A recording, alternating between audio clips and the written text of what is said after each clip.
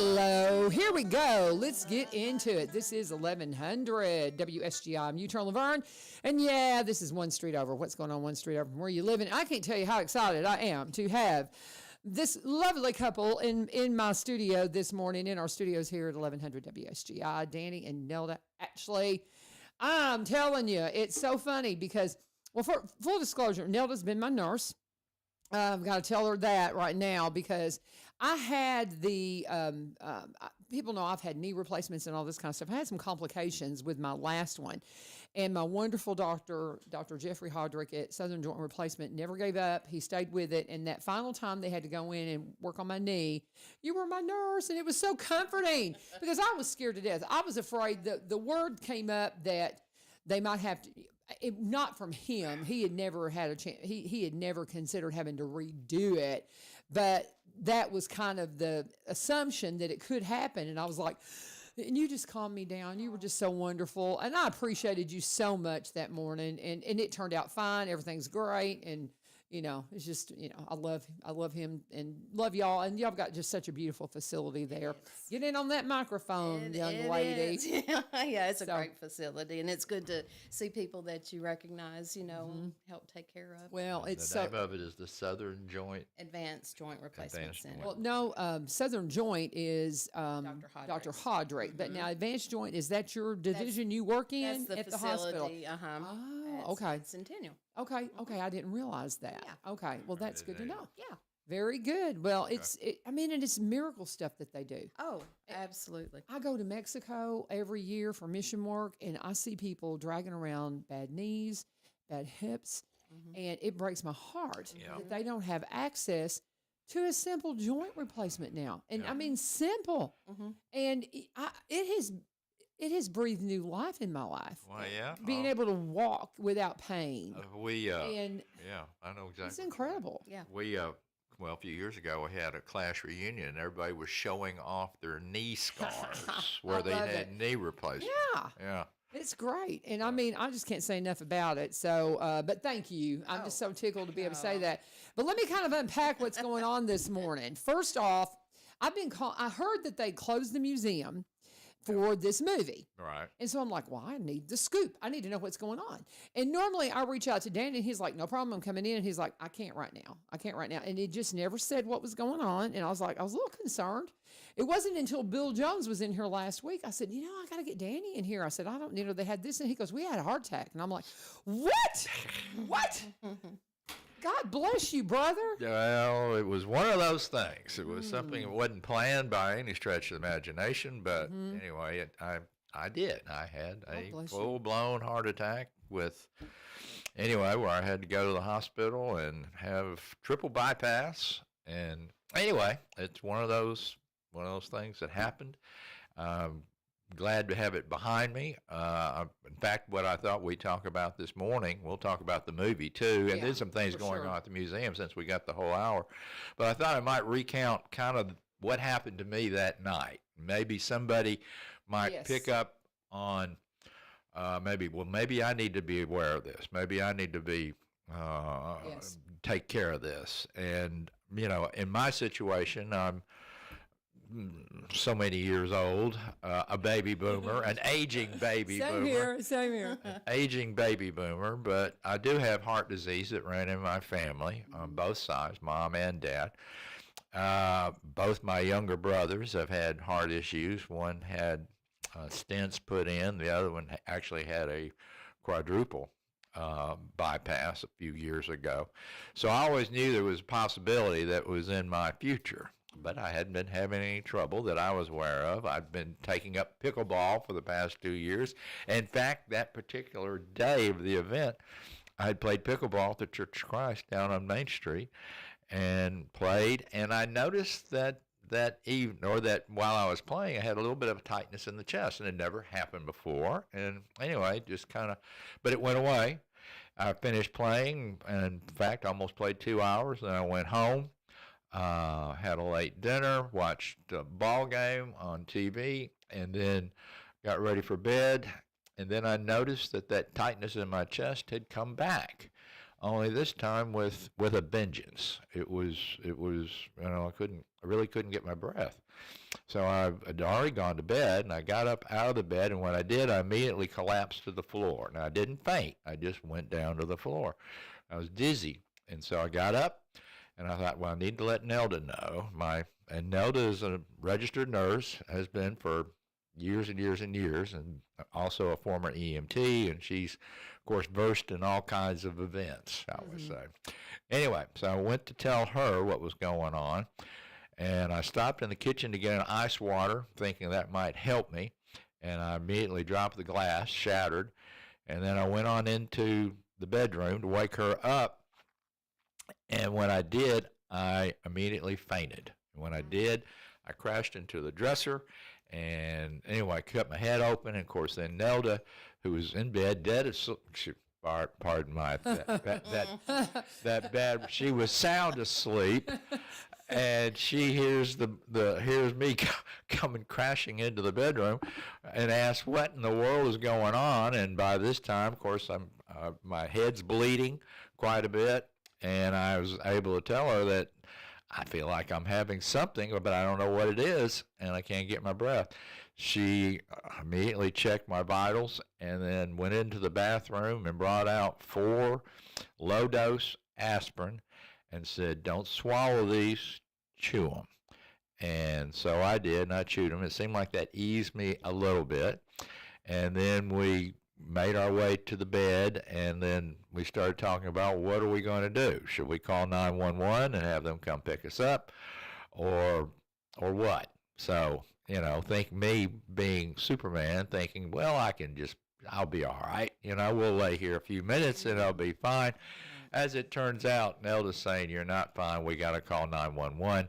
So the question then was, well, do we go to TriStar Northcrest or do we go to Nashville? And of course, we live technically in Davidson County, full disclosure, and just over the border. And so we decided we'll go to TriStar Northcrest because it's closest.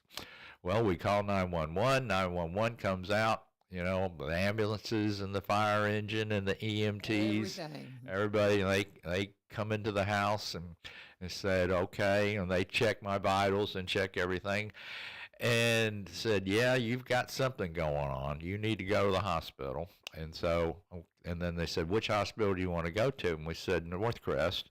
And they says, nope, we don't go to Northcrest. You call 911 Davidson County, so you got to go to a hospital in Nashville. Of course, right. Nelda works at Centennial. Of course. And of course, our decision was to go to Centennial. Mm-hmm. And anyway, so they've worked with me for a few minutes. By this time, I'd already made it to the couch, and I'd gotten dressed, more or less, and and then they said, well, can you walk out? And I said, yeah, I think I can. So I walked out, down the steps, down the sidewalk, climbed onto the gurney, and then they pushed me into the ambulance.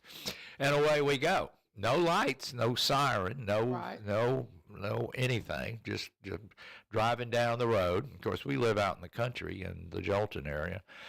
And, excuse me, and Nelda follows in the truck because she can't, in the pickup, they won't allow her to ride in the back. And anyway, so we're riding down the road, and the EMT is back there working on me. The ambulance driver's up front. And I say he was working on me. He's checking my EKG.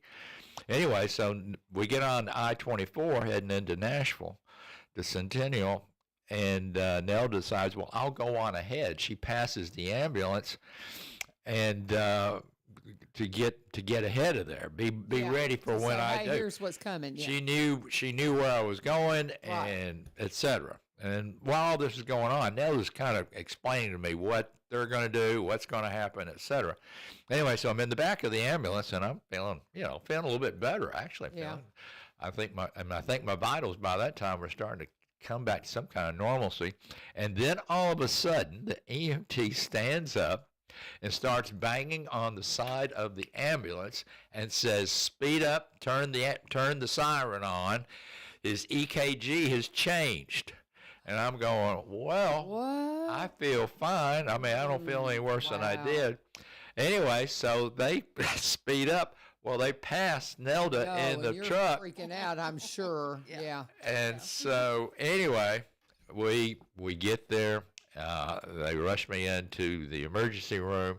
They start working on me. They get everything pretty much, under control. Right. Tell me what's going on. Said, yeah, you definitely have had some kind of a heart event. Probably what we need to do is get you into the cath lab so we can do some video, look at some pictures, and see what's going on in there. That's the only way we can do it. So sure enough, that evening, they put me into the cath lab and did what they said they were going to do, and then I come back out, and the doctor already said, you're probably just going to probably put in a stent or two, and you'll probably be fine, because you're in pretty good shape, etc., no real heart problems. And I'm thinking, nah, he's going to find bypasses. I'm going to be him. And sure enough, I had triple bypass. Now, here's the interesting number. And there's been some debate about that, but Nelda's always reassured me that the numbers are. I had 3 blockages. One was 90%. Wow. And then number 2 was 99. And number 3 was 99. Oh, my Yeah. God. So 99 was the Widowmaker. Everybody's kind of familiar with the Widowmaker, Yeah. which is the left anterior. So, Descending Wow. all right. So now you can tell, Nelda, artery. Well, what. you've kind of told most of it. Yeah, but I have But so no. many questions. Yeah, but from my point of view that night when he comes walking in, it was like a bull opening the door, falling down, and woke me up, like you said, from a dead sleep. And I'm like, okay, what's going on? Didn't even realize he was bleeding from his head. And then he tells me he was having the chest pain. So I've always been very calm, when situations like that, and I think it's hard to try to be calm, but I was like, okay, assessing the situation, the aspirin, we had the 81 milligram baby aspirins. Right. So you do 4 of those. If you had a regular strength aspirin, which would be 325 milligrams, that's advisable to chew as well, not the coated kind, Why chew them? because it absorbs into the body More quicker. quickly? Mhm. Okay. Yeah. And it's an Other- immediate blood thinner to relieve the pressure. So here's my question: because you have a heart history, were you not getting the calcium checks to where they go in and check your heart? No. You had never had one. No. Did that have No. found it? No. Possibly so. Okay. Yeah. Especially with that much blockage. Of course, Yeah. he thinks he's Superman Okay. too. And, it's not really Hey, happening that's to an easy me. check to get Well, done. Exactly. Exactly. I didn't know. I mean, I wow. go to my regular Right. general physician, and my health has been Yeah, I get it. almost picture perfect, we'll say, other than the usual accoutrements that go along with getting to be my age. But I stay active. I stay busy. I'm doing stuff all the time. I play pickleball as much as I can, 2, 3, 4 times a week. He was known as the pickleball guy at the hospital throughout my his gosh. stay. yeah. The Yeah. pickleball guy. Oh, yeah. Pickleball guy. I had a reputation. Not Nelda's husband. No, the pickleball guy. Pickleball guy. Nelda's husband. Yeah, and of course, what happened to you? Because he looked really bad with that cut, and his Oh, eye I'm was all sure. bruised and everything. Like he'd been in a real big fight. Yeah. Bless. Yeah. Bless. So it was, God bless you. quite an event. And then, of course, we went through the, here's the funny thing. This happened on December the 30th, that night. And anyway, after we go to the cath lab and said, you're going to have bypass, when do you want to do it? And I said, well, sooner the better as far as I'm concerned. And they said, well, how about January 1? How about New Year's Day? Oh my. And Yeah. I said, sold. Okay, Let's yeah, do it. And let's so do it. sure enough, they did. And I can't thank my surgeon, Dr. Gibson, Jeffrey Gibson, who came to my bed the night before the surgery. He and I had not met. And anyway, he starts explaining to me one-on-one what's going to happen. That we're going to do this, we're going to do that, blah, blah. And then he says, now, do you have any questions for me? And I said, yes, I only have one. How many years have you been doing bypass surgery? Yeah. And he smiled and says, since 2001. I said, that's all I needed to know. There you go. And he did an excellent job. And then Dr. My cardiologist, Honeycutt, they took excellent care of me. I'm still going to see them from time to time. Course, yeah. But I've made a full recovery, I think, from that. I still have to take some medicines for it, but everything should be fine. And as long as I take care of myself and play pickleball when I can, then I think I'll be all right. God bless you. So One anyway. of the things from having bypass is that your heart can go into a different rhythm, which is atrial fibrillation. Oh, yeah. Which is why he's on Eliquis, which is a blood thinner, and he'll be on that until he wears a monitor for a month to make sure he's staying in the normal sinus rhythm. Right. So, and then he'll be on an aspirin. Okay. Forever. Yeah. I'm quite familiar with atrial. My husband has had atrial fib and atrial flutter for since 2000. Well, he's probably had it forever. I mean, well, because they say that a lot of his sleep apnea, severe sleep apnea, is from that. And so, but he's had 35 cardioversions and 6 ablations. Wow. So Oh, yeah. wow. Yeah. But now but that's been many years ago. So he's stable now, but we have been through that journey is what I'm saying. And so, but yeah, you get on the other side of it and it's amazing what they can do. Yeah. And just, I mean, it's just, thank you for saving our friend's life. Well, it wasn't planned. No, yeah, but for But knowing I'm what glad. to do. How many people would have laid down and said, well, I'll get to feeling better. Don't ignore the symptoms of a heart attack, y'all. Just, one of the things I learned too is just, to stay calm when you call 911, while, like he was stable. So I went ahead, I gathered his medications because I knew they would ask that. Sure. Gathered the insurance cards, All the things. all of that just to have ready. Put the dogs away. Yeah. Because, So the the ambulance. yeah. Yeah. Our dogs were going crazy. Oh, I'm sure. So just do little small things like that and still try to maintain some calmness because not only does it help you get everything done, but it helps the patient too because, he didn't, if I was overreacting, he'd be going, Be like, oh, crazy. Yeah. She was again step by step. She's telling me exactly what would happen next, et cetera, and it And worked he's out very well. fortunate that it didn't happen while he was out of town or playing pickleball or just out driving. Yeah. So That's just it, and it does happen. Let's before we change the subject, I want to ask a couple of questions because I know the symptoms are different for women versus men, aren't they? And so while we have somebody, go ahead. You got some info? I've He did some research. Okay, good. I've got some stuff. Okay, and good. I thought because Yes. since this is a public service announcement, That's that why, whenever, and here's full disclosure, I called Danny just because I knew I had some openings today because United Way couldn't come in, and I've been trying to get him, and I knew the situation. I thought, well, maybe he's where he feels like coming in so we can, get an update. And when he told me what happened and Nelda's involvement, I'm like, can y'all please come in and talk about that because we need to hear that. yeah. Far too many people. We lose far too many people because they're not paying attention to the symptoms of heart. There's no of a doubt heart about attack. it. No doubt about it. Yeah. My father died at 48 Wow. of a heart attack. Yeah. So, Yeah, my grandmother was 62. there you go. My paternal grandmother was 62 in church.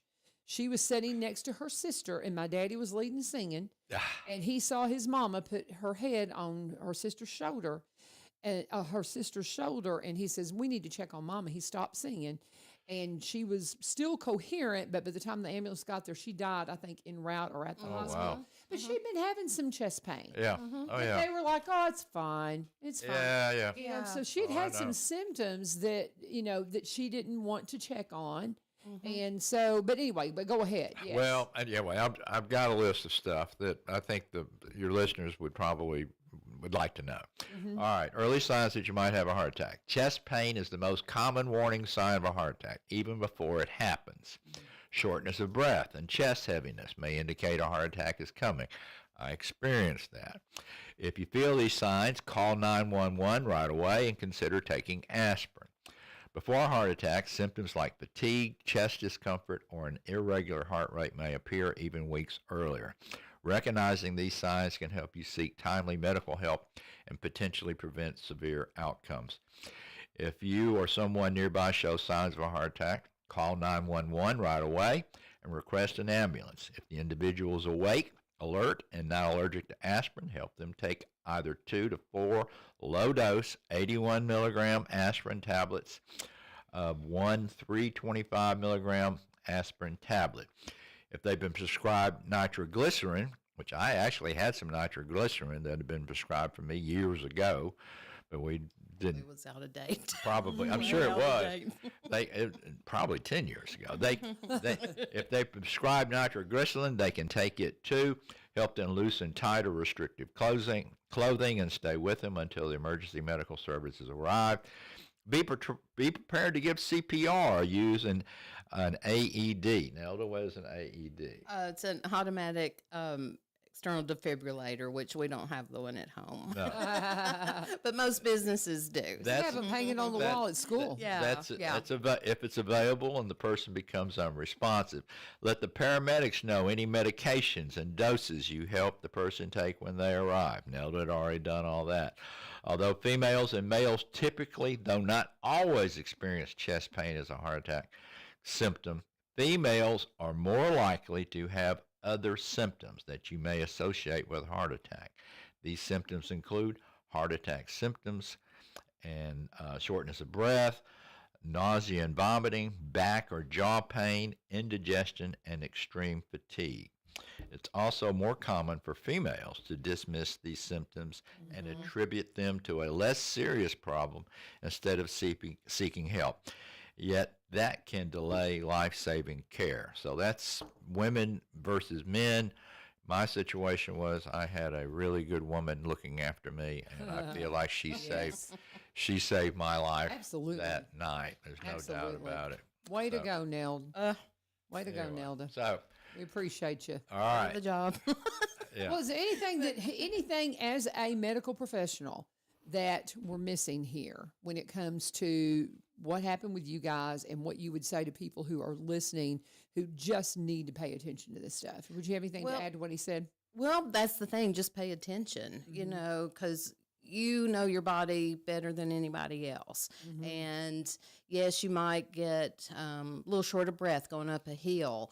You know, watch that. Right. You know, keep monitor of that. Your heart may be skipping a little bit.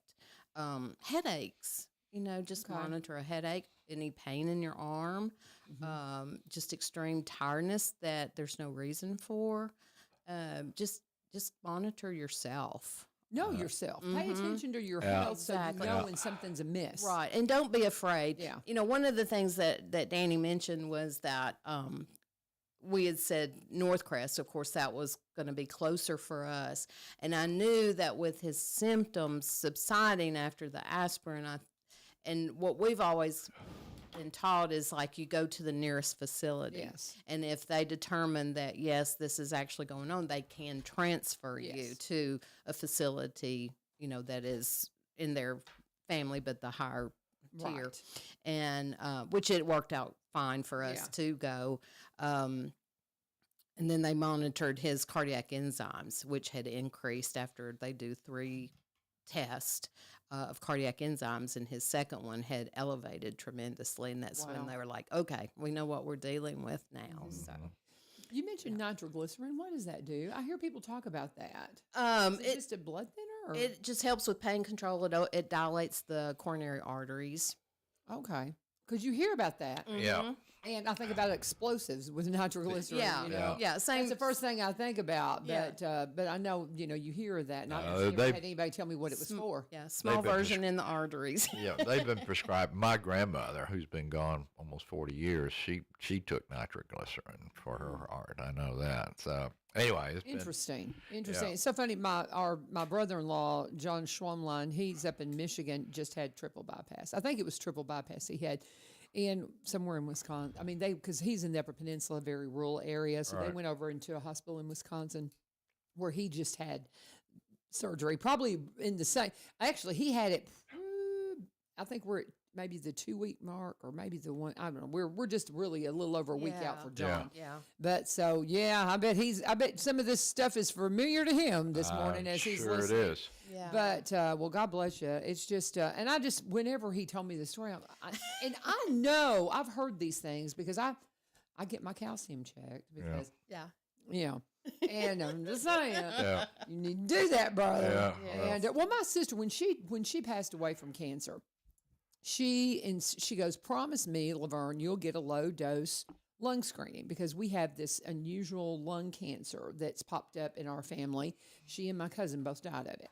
She goes, if you would just do a low dose, screening every year for your lungs, it would be a good idea. And when I was in there, they were like, well, you want to do the heart calcium while you're at it? And I'm like, well, that's a good idea considering I've got it in my history. So I've done it the last 5 years maybe. And I've got a little bit of calcium in my artery. Well, Not much, but a little bit. my surgeon said that I had some calcium buildup in mine that they didn't want when they did the surgery. They were planning on not disturbing that might cause a problem. So anyway, that's something that will be on my to-do list from now on. I'm sure they're going to be monitoring that and making sure that I'm doing everything I'm Have a supposed to be doing. cardiologist forever. I'll have a cardiologist forever. Yep. Yeah, and For I've got a fortunately I got a cardiac nurse forever too. There you hopefully. go. There you go. That's a handy So thing anyway, to have. so that's everything about Danny's heart attack and Nelda saving his life. Well, and my brother-in-law says it was a valve replacement actually for him. Oh, okay. Not a bypass. Okay. It was a valve Yeah, replacement. okay. So, and when we That's- start, Quite a bit different. Yeah, Okay. opening the heart. stuff. okay. So anyway, nonetheless, and he's doing great. But good. it's just amazing what you can do, what the Yes. doctors can do, and the wisdom that the good Lord's given them, and the talent. I just am so thankful for it. And we live in an amazing time. Oh, We absolutely. do. We live in an amazing time. When I was a little boy, 1964, my Uncle Vernon, who was my dad's older brother, had suffered a heart attack while he was out on the road. He was a salesman. And anyway, they got him to the hospital and got him stable. And anyway, thought he was going to be okay. Well, darn if he didn't have another heart attack in the hospital and died. Oh wow. This is 1964. So Well, that yeah. gives you an idea Yeah, how much has changed? how much, it's changed. You know, I don't even know if they were doing bypasses in It was 1964. mid to late 60s, I think, when they were actually Yeah. doing So- Really? different, And procedures. literally what they do is they, you always hear they take a vein out of your leg. Actually, what they do is they take an artery out of your leg. Bang. Well, I was told an artery. Okay. Yeah.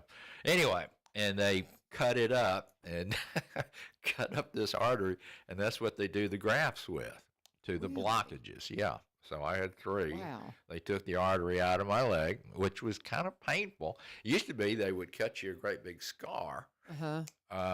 With this one, it was probably about like that, maybe 2.5 inches, something like that. You won't even be able to see it on me. Wow.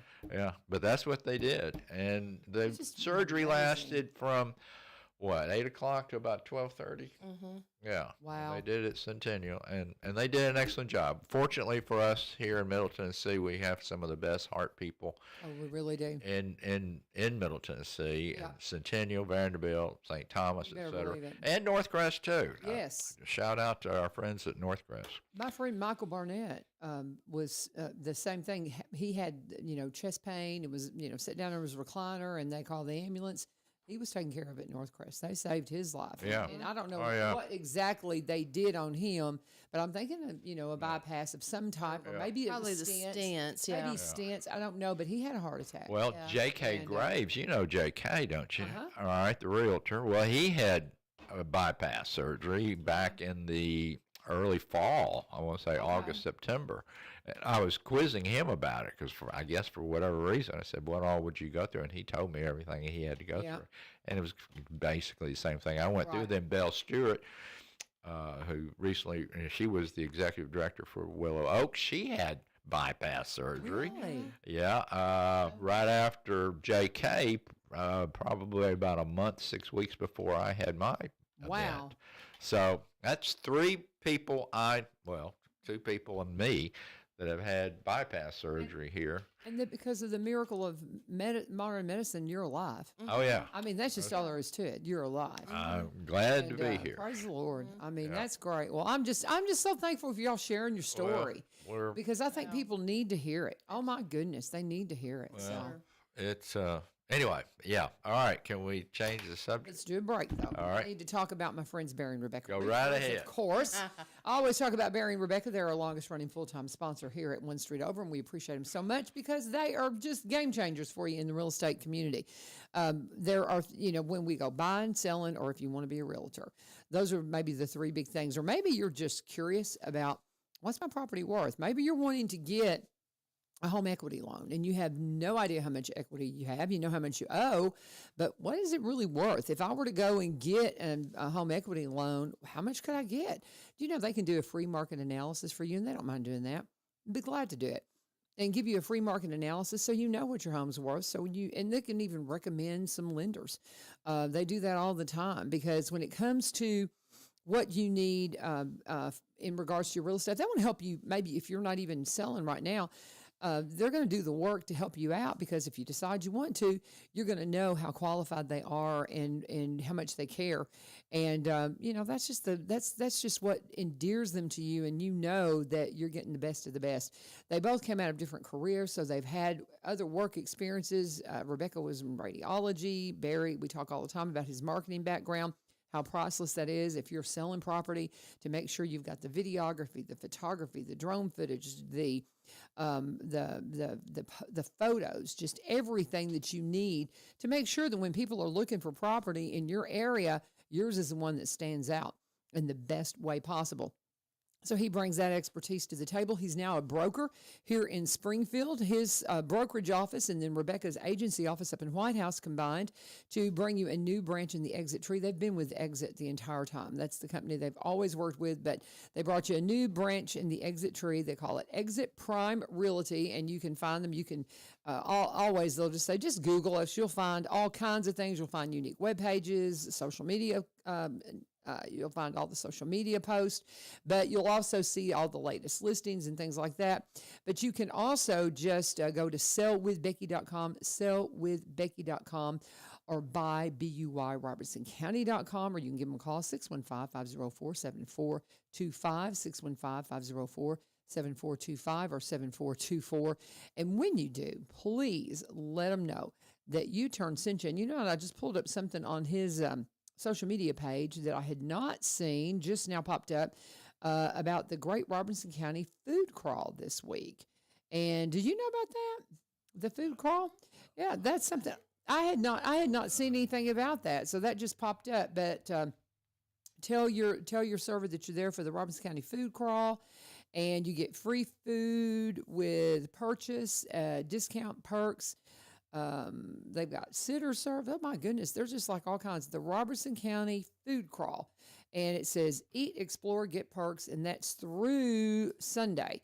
And we're talking BS Brewworks, BS Brewworks, Bojangles, Chick-fil-A, Depot Bar and Grill, the Dos Bros, Witt's Barbecue, Willie Mays, Torino's, Public House, the Coat Tavern, Jose's, Hidden Heroes. And so you tell them that's what you're doing, and you're going to get you're going to get treats at those at Colorado Grill, Historic Perk, El Latino, Dixie May Cafe, Macahote, All Seasons. I probably said that funny, but No, you got it right. As far as I'm concerned. All Seasons Grills. They've got discount perks, and then they've got sitter services at Giggles and Grow Cafe and Chrysalin's Kiddos and Furry Friends. I have not seen this, so thank you, Barry, for putting that up so we know a little bit more about that. So that's pretty cool. Okay. So all kinds of stuff. All right, now, the museum was closed, but it's back open, right? Yeah, let's talk about Boot Lake. Boot Lake is the movie that recently filmed in Springfield that I got involved with because I get involved with stuff by being connected to the History Museum. We actually had a movie filmed up there a couple years ago by Jeff Davin, who's a local actor, producer, director, called The Aliens Are Coming on Monday, and filmed an entire movie over a weekend at the museum. Because, and what it was, the premise for the movie was that these online conspiracy theorists thought that the government was keeping stuff from everybody, and aliens are actually coming on Monday. And anyway, one of the members of the the conspiracy theorists says, well, we can hold up at the museum and and be safe from what's going on with the aliens coming on Monday. Anyway, it's a mockumentary. Is it out there? Can we see that? It will be. It's just Okay. actually it was very well received at a movie. It actually made its premiere at a Like a movie festival? in Okay. New York City. Fun. And looks like it's going to get picked up where people will be able to see that. Good. Now, I say that to say this. By me being involved with that, we actually had a viewing for that movie, The Aliens Are Coming on Monday, at the museum back in the fall. And at that viewing, we had basically a party too afterwards, and I got to meet Hope Karosky. And Hope was a young lady who I'd never met before, but she said, well, I understand to me, or asked me, said, I understand you know quite a few people in Springfield and you're good about finding locations for movies. And I said, well, I've done a little bit. And she says, well, I've got a movie coming up maybe in another few weeks, and I'd like to talk to you about it. And I thought, okay, yeah, sure, that'll be fine. You know, thinking, okay, here's another movie they're pitching that won't come to fruition. Well, sure enough, about a month later, I get a phone call, voicemail. Danny, this is Hope. I just want to let you know that we want to come up and look at some locations in Springfield. I'm going, who the heck is Hope? And then I realized who it was. And sure enough, we set up a meeting, and she and the producer, the director of producers, I should say, Marcus Johns, who is executive producer, Derek Landrenow, who is an executive producer, and Christian Del Grosso, who is an executive producer and the director. They all came up to Springfield looking for a couple of locations. They needed a couple of places. And so we went out to lunch and went at the public house, and they started naming.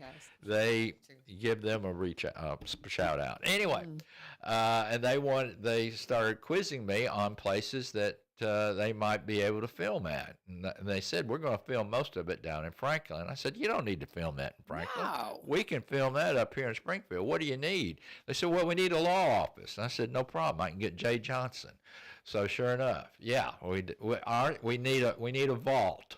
We need a bank vault. And I said, no problem. I think we can probably get the old bank vault at UT Extension office that was left over from First National Bank. Or we can ask Farmers Bank if they would be willing to do it. Sure enough, both of those organizations said, yes, we'll let you do that. UT Extension office used it as a police station. They have some rooms up there that doubled as a police station. Farmers Bank was generous, very generous. I didn't think they'd do it, but it came from on high that, yeah, we'll be glad to help them with this movie. And literally the movie crew took over the Farmers Bank for a whole weekend from Friday night, Saturday and Sunday, Saturday and Saturday night. And I'm talking about long hours, too. Yeah, I'm sure. This is 12-hour, 16-hour days. And then they wanted to use the museum as a headquarters, as a staging area where they could do makeup and costuming, and also feed the crew and the cast. And we're talking about 100 people worked on this. Oh yeah, it's a lot. And then they said, well, we need a lake, and I said, that's no problem. We got Lake Watrace. Except we'll have to get permission from Edison Guthrie because he owns the lake. Yeah. And they said, well, we need some cabins. And I said, well, I know some people out there. Melody DiOrio, she has a cabin out there. Pam Stewart, she has a cabin out there. We can probably use that. Well, we need a house out in the country. How about Missy Fike, I suggested, which she lives out close to the airport. About a 150-year-old home that they've restored.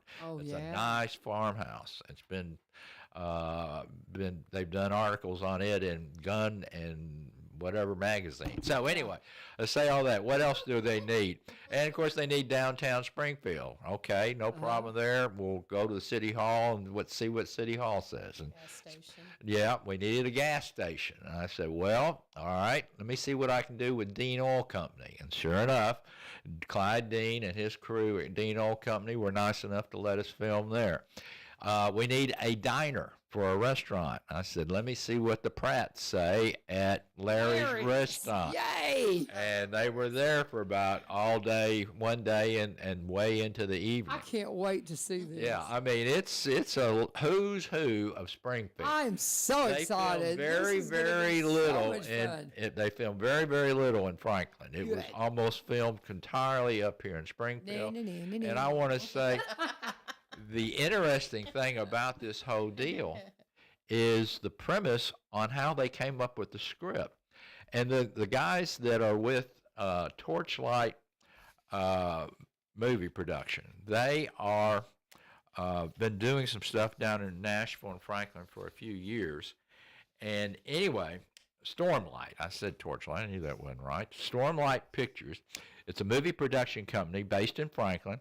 They produce feature films, music videos, documentaries, and educational films.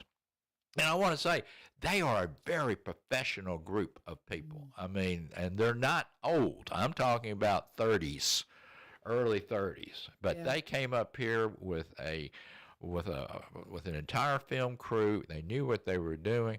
And then, of course, right after they started filming up here, then the snow apocalypse hit. Goodness. And flattened everything in Springfield, Robeson County, Davidson County, etc. But they weathered through it. They literally did. They kept up the pace. They had a few days that they had to miss, but for the most part, they filmed almost the entire movie here in Springfield. Wow. And it's going to be good. Now, the plot of the movie is interesting. This is the idea they came up with, which I'd never heard of this before. But they decided we would get one person to write one page of dialogue for the movie. And then we would get another person to write the second page and another person to write the third page. They ended up with 100 people from all over the country, all over the world, to write this script. Oh, wow. And, I mean, in other words, the first person that wrote the page, the second person would read what they wrote, and then they would add to it, same, and all the way down the line. Fun. And it is the most unique thing I've ever heard of. I've read the script, and it's pretty much a movie script with car chases. There's actually 5 murders in it. This is not a Hallmark movie, by the way. Mm-hmm. But name actors, D.B. Sweeney, who was the Memphis Belle, Gardens of Stone, 8 Men Out, pretty famous actor. Willow Shields, she's the heroine of the movie. She was in The Hunger Games as Primrose Evertree. Wow. Martin Cove, Karate Kid, TV show, Cagney and Lacey. Kathy Moriarty, Raging Bull, Soap Dish, The Bounty Hunter. Yeah. So anyway, and a bunch of other young actors and actresses that came up. And, one thing you have to think about, and one of the reasons I wanted them to come to Springfield, this has a significant impact financially on Springfield, because not only are they paying people for their time and effort, they're also buying food from the restaurants. They're also buying gas from the service stations. You bet. They're buying supplies, different things. I mean, a movie company, especially of this size, is a big deal for Springfield. Yeah. And I'm very pleased to have been involved in it. I can't say enough good things about the production team and everybody that was there, and they did a great job at the museum. Also, I want to thank Janet Palmore and Jackie Bradshaw and Bill Smithfield, because I was planning on being involved in this, but during the snow apocalypse is when or just before that, when I had a heart attack. Yeah. And so I was pretty much out of commission. Yeah. Although they did say, we're going to write a part for you, Danny, and you will be in the movie. I love it. And I said, okay, what do you got in mind? They said, well, how about the mayor of Boot Lake? I love it. And I said, okay, I can do that. Yes, so sure enough, Springfield Baptist Church was nice enough to allow us. Of course, that's where I go to church at. David Evans down there and all the crew at Springfield Baptist Church, they were nice enough to allow us to film a festival scene, which took place all day on one of the coldest days it was during all this in January. And anyway, the festival is supposed to look somewhat like our first Friday night market. Okay. And anyway, so the the mayor that I portray is welcoming everybody to the festival, and then be sure and enjoy the fireworks extravaganza later on that evening. And sure enough, the fireworks extravaganza goes wrong and goes off at the wrong time and shakes up the entire festival. So there you go. I can't wait. It's anyway. Cannot wait. This sounds fabulous. After I read the script, and I told the producers and the director, I said, this is kind of an unusual movie for us. It's more like a film noir, with all kinds of twists and turns. You don't know who the good guys are, who the bad guys are. And so it's going to be, I think it's going to be something that's pretty fun to watch, and people will enjoy it. And not only that, it is all Springfield, and it's not Franklin, Tennessee. I love it because they're kind of our nemesis. I'll be honest with you, because we're like, because they get so much attention, Right? And I don't know why, because I mean they got nothing on us. I mean, have you been here? You just don't have any idea what you're missing. It is just an incredible community and county and city, I'm so excited. And I want to say this too: the local people, the Pratts, and Larry, Clyde absolutely. Dean Oil Company, Missy Fight, Yes. Pam Stewart. I mean, the list goes on and on. All of them say, "Yeah, we'll do it." Sure. Melly DiOrio, "Yeah, we'll do it." Cheryl Pentecost at Farmers Bank, "Yeah, well, we'll let you take over the bank for 2 days." Isn't that I great? mean, it's just everybody the city of Springfield rolled out the red carpet. The museum, I mentioned Janet and Jackie and Bill, they had to stay there oftentimes way into the night. I'm sure. So the actors could get in and out and do all they're needing to do, because they literally took over the museum for about 3 weeks. Of course, it's a slow time of the year for us at the museum, but that kept them from doing work that they needed to be done. Sure. But anyway, it turned out great. We got a little bit of money from the movie company for doing it. That's And awesome. I'm talking about the museum. And it was just a whole lot of fun, and I got finally to play the mayor. I am so excited. I can't wait to see it. I just can't wait to see it. And I'll tell you, if anything like this is coming, let me know. Maybe I can get some students, to come out and help and be, interns or something like that. They could, maybe just be gophers, because I've got several interested. And if you ever need a big old barn, my place, y'all are welcome. Down on the creek. Y'all know my place. I know the Bring place. it on. Yeah. We love it. We love it. This, I've been involved in several different movies. We've had several filmed up at the museum and around downtown. So there may be other opportunities because Springfield, because of our proximity to Nashville, and because our downtown area looks like it did 120 years ago. It does. With the courthouse and the bell tower, I mean, everything, it just really lends itself to a lot of music videos and commercials and different things. So It really does. We're becoming a little bit famous in the Nashville area I love for it. being filmed, for being a film haven for these production companies. And anyway, and again, I want to thank the ones that were involved from Springfield, and what a great job they did in rolling out the red carpet. I love it. I cannot wait to see this. And say the name of the movie again. The name of the movie is Boot Lake. And I'll say this too. When I saw the storyboards, now a storyboard is what they use to kind of design the scenes of each movie. It may be a picture, maybe a drawing or something like that. Well, they allowed me to see some of those.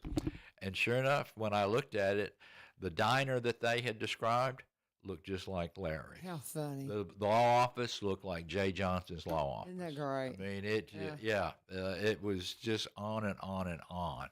How much, and this is written by 100 different people. That's what's so crazy. I think what an interesting concept. And they design. I mean, really, the Boot Lake is Springfield, just by a different name. I love it. Did they give you kind of an anticipation of when it would be released and what's their goal? They're in post-production right now. I think they still need to come up and film another scene. Maybe Missy Fikes, that was the house out in the country. But it's going to take months. I mean, Sure. there's I a would lot. say maybe by fall. I would say Maybe. by fall. Maybe I think by that's fall. when they're looking at. One thing they did mention, and Michael Crawley of Capitol Theater will probably appreciate this if he doesn't know it, is maybe doing a premiere of the movie at the then open Capitol Theater. Be wonderful. Would that be cool? I'm so excited about that theater. Yeah, me too. We're so excited about you, Mr. Crawley, and Yeah. I'm telling you what you're doing in our community. We're so thankful. It's going to be fun. I'm hoping they're going to premiere The Chosen. The Chosen, because I don't know if they're going to be ready because that's coming out soon. Yeah. But the new series or the new season, but that would be a lot of fun to see it there because I don't like going to Nashville and Clarksville to see movies. Nope. No. I just don't. I want to stay here. I just don't go. Honestly, I don't go to the movie anymore because I don't want to go 30 minutes to see a movie. And so I just wait until it comes out digitally and I watch it that way. Well, what Michael's doing downtown is just amazing to me. It really is. I mean, he is taking the old Capitol Theater back to the way it was. Oh, no. Actually, even better in 1939 when the thing opened, and also So cool. the marquee that I was know.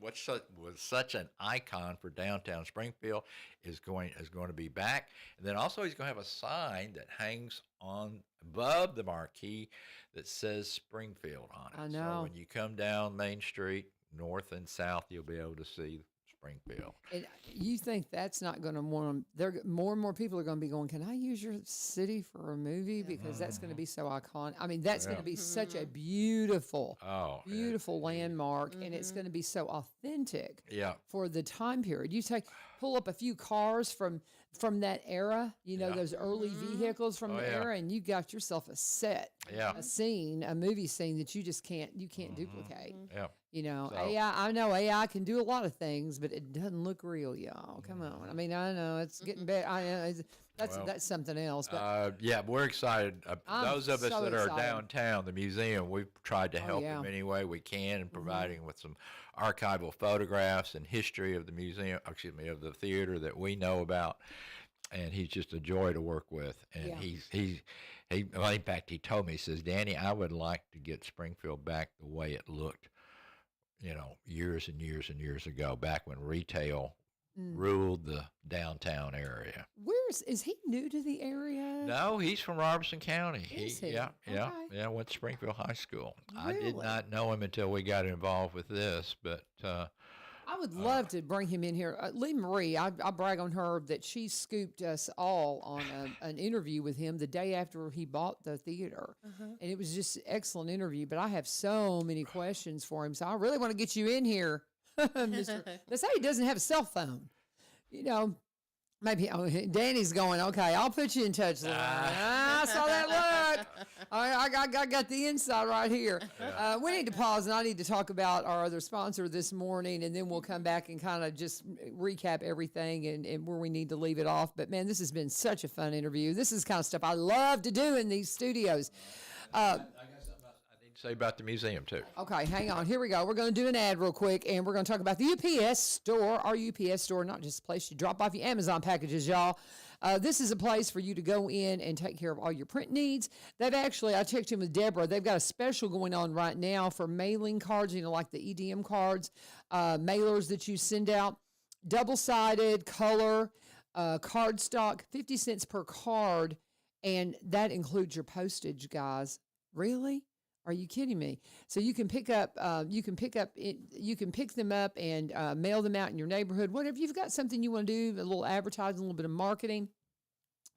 50 cents per card, guys, and that's complete. You can't beat that. Now, while you're in there, you can buy one, get one free on business cards right now. Buy one, get one free on business cards. And then they also have their $250 Amazon gift card giveaway they do when you just fill out a little questionnaire. So those are the things that they want you to check out when you come in, because they want you to come in not to just drop off your Amazon packages.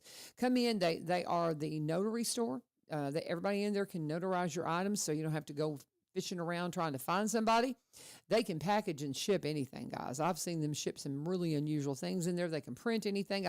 And they're the nicest people ever. They're the most courteous and kind people to work with. I've compared them many, many times to Chick-fil-A employees because, Chick-fil-A is famous for their courteous and polite people that take care of you when you come in. And it was so funny. One day I went in there, and what were they printing? They were printing some posters and like little cardboard things for Chick-fil-A, of course. But just a wonderful place to go and check out everything you need to know from the UPS store. They are your everything store. They're your print store, your everything store. They can even do all of the design for you because they've got graphic artists there on staff. And they're open to make it convenient for everybody. They are opened 8 to 6:30 during the week. And then on Saturday, 9 to 5. And then on Sunday, they're open from 12 to 5. When you go by there, be sure and check out their ability to have you email. If you have something you need printed, you can email it to them at the store 4297 at the UPS store, store 4297 at the UPS store. Email that to them, and they'll print it for you. You can call them, say, yep, your order's ready, and then just swing by and pick it up. Lee Marie does that all the time. But this is the UPS store, our UPS store. You know where they're located, 513 Memorial Boulevard here in Springfield. And when you talk to them, let them know U-Turn sent you. What else did you have there for us, brother? All right, I wanted to, Janet, I wanted to let people know what we got going on at the museum. One thing we've got coming up in May at the History Museum is the American Revolution. Of course, we're celebrating the 250th anniversary of us becoming a country, but we have a traveling exhibit, and this is in a partnership with the Daughters of the American Revolution. This will be on exhibit in the museum coming up in May. You'll be hearing more about this, and Janet told me to be sure for you to reach out to her. She wants to come on the air and talk about what else we got going at the museum. Another important date, and again in May, an evening in Elmwood. That'll be held on Saturday, May 30th in Elmwood Cemetery, where we celebrate the lives of 5 historical people from Robertson County, which is one of our best things that we do. And then tonight, Houston Doris of Doris Milling Company will be our guest speaker at the Robertson County Historical Society meeting. It'll be at 7 p.m. It'll be at the History Museum. And it's free to the public, and you don't have to be a member to attend. So that's coming up. Houston Doris is a raconteur, a storyteller. It's going to be a great, and he's going to talk about the history of Doris Milling Company, which is one of the oldest businesses in Springfield and Robertson County. And he's a great guy, great supporter of everything good in Springfield. Oh, very good. There you go. So all kinds of wonderful stuff, and we appreciate you. And again, thank you for saving this gentleman. We appreciate you, Nelda. Sure, thank you. And if you just joined us, this is Nelda Atchley. This is Danny Atchley's wife, if you don't know her. And she's been my nurse before, a nurse up at Centennial, and saved this man's life when he had a heart attack. And he'll tell you all about it. But you need to listen to the first part of this show to remind you the signs of a heart attack, right? That's right. Absolutely. You matter to people, so please take good care of yourself. Thank you guys for joining us. Oh, we're glad to do it. We're glad to do it, and thank you for everything that you do in Springfield, Robertson County, because you have a tremendous impact on the good things that we do in Springfield. Thank you so much, and I love it. I love it. I love it. And now I get to go teach the kids. Yes. Where I'm headed to Greenbrier, and teach the kiddos. Teach the kiddos. It's such a great pleasure to do. Right. And I hope you'll join us tomorrow. It'll be Rachel Culver's day to come on in here for Faith Friday for another installment of One Street Over right here on 1100 WSGI. God bless you. Have a great day.